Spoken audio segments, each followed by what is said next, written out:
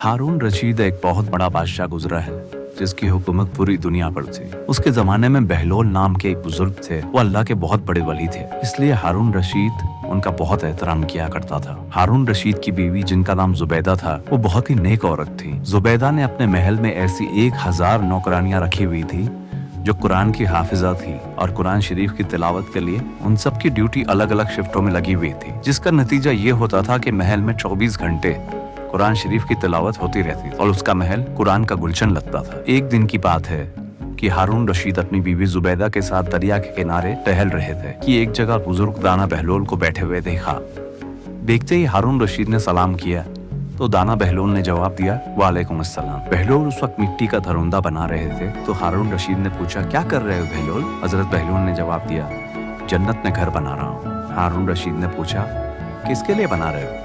बहलोल ने जवाब दिया, जो इस घर को खरीदेगा मैं उसके लिए दुआ करूंगा कि अल्लाह ताला उसको जन्नत में घर अता फरमाए। हारून रशीद ने पूछा, इस घर की क्या कीमत है? बहलोल ने जवाब दिया, सिर्फ 1 दिनार। हारून रशीद ने सोचा, ये एक दीवाना है, जाने क्या बड़बड़ा रहा है, इसलिए इस बात पर ध्यान नहीं दिया और वो आगे बढ़ गया। इसके पीछे जुबैदा खातून आई।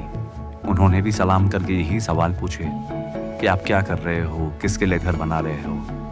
तो बहलोल ने फिर वही जवाब दिए कि मैं जन्नत में घर बना रहा हूँ, जो इसे खरीदेगा ये घर उसी का होगा।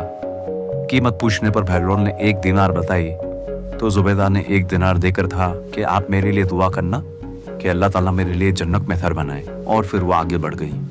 रात को जब हारून रशीद सोया तो उसने ख्वाब में जन्नत के हसीन मंजर देखे। खूबसूरत झरने, हरे भरे बाग और ऊंचे ऊंचे खुशनुमा महल भी थे, और उन महलों में एक महल ऐसा भी था जिस पर जुबैदा का नाम लिखा हुआ था।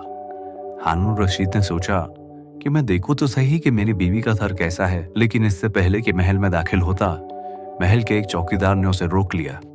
हारून रशीद ने कहा, इस महल पर मेरी बीवी का नाम लिखा हुआ है, ये मेरी बीवी का है, इसलिए मुझे अंदर जाने की इजाजत दीजिए। चौकीदार ने कहा, नहीं, यहाँ का कानून अलग है, यहाँ जिसका नाम होता है उसी को अंदर जाने की इजाजत होती है, इसके अलावा किसी और को नहीं होती।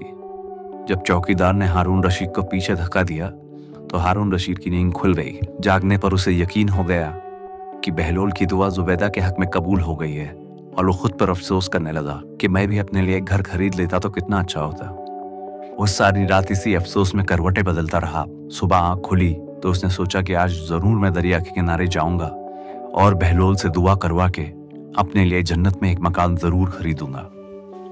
अगले दिन वो जब दरिया के किनारे बहलोल को तलाश करता हुआ इधर उधर देख रहा था, उसने देखा कि थोड़ी दूर पर बहलोल उसी तरह के मकान बनाते हुए नजर आ रहे हैं। हारून रशीद जल्दी से उनके पास गया और सलाम किया। बहलोल ने जवाब दिया और उसके बाद फिर वही सवालात शुरू हो गए। हारून रशीद ने पूछा, क्या कर रहे हैं आप? बहलोल ने जवाब दिया, रेप में घर बना रहा हूँ। हारून रशीद ने पूछा, किसके लिए बना रहे? बहलोल ने जवाब दिया, जो इस घर को खरीदेगा अल्लाह ताला उसको जन्नत में ऐसा ही कर देगा। हारून रशीद ने पूछा, इस घर की क्या कीमत है? बहलोल ने जवाब दिया, इसकी कीमत यह है कि आप अपनी आधी सल्तनत मेरे नाम पे कर दें। हारून रशीद ने कहा, आधी सल्तनत?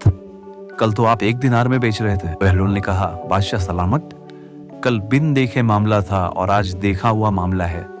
कल बिन देखे सौदा था इसलिए सस्ता मिल रहा था, और आज चूंकि जन्नत देख कर आए हो इसलिए अब इसकी कीमत ज्यादा देनी पड़ी। हमारी मिसाल भी कुछ ऐसी ही है। आज हमने अल्लाह और उसके रसूल को बिना देखे माना था, इसलिए जन्नत बड़ी सस्ती है, लेकिन जब मौत का वक्त आएगा और आखिरत की निशानियां देख लेंगे तो फिर उसके बाद उसकी कीमत अदा नहीं कर पाएंगे।